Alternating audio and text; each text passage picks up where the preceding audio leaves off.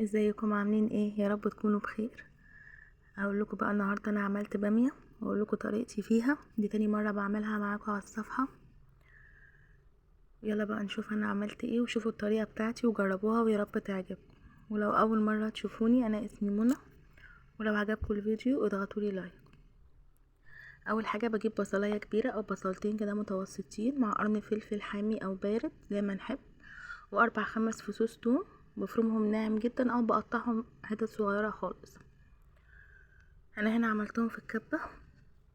هنزل بقى كده في الحله بمعلقتين زيت وقطعه زبده، وهنزل بالبصل المفروم ده مع الثوم والفلفل ياخد بقى كده تشويحه،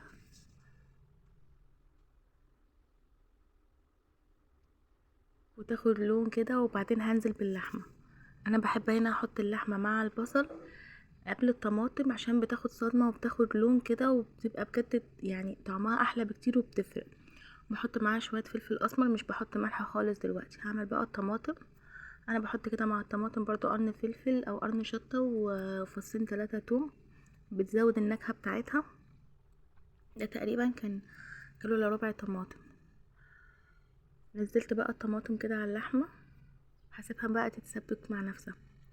الباميه انا هنا جايباها فريش، هعملها بقى كلها واخد الكميه اللي انا عايزاها بس على قد اكله النهارده. طبعا اي حاجه فريش بتبقى احلى بكتير من اي حاجه مخزنينها يعني. انا كان عندي بقى خلاص التسبيكه بتاعه الباميه خلاص يعني، واللحمه كمان شفتها قربت تستوي خالص. فهنزل بقى عليها كده بكوبايتين ميه،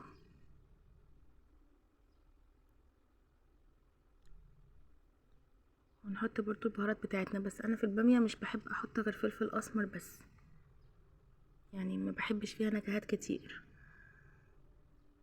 هنا كده غليت بقى ونزلت بالباميه بتاعتي عليها. التقليه بتاعه الباميه دي اختياري، اللي حابب يعملها حابب، مش حابب خلاص ومتعود ان هو ياكل الباميه من غير كزبره او كده يبقى خلاص. فهنا كان عندي كزبره وثوم مفروم وقطعه زبده. هعملهم بقى كده على النار، انشف الكزبره شويه، وممكن كزبره ناشفه كمان، مش لازم كزبره خضرا يعني.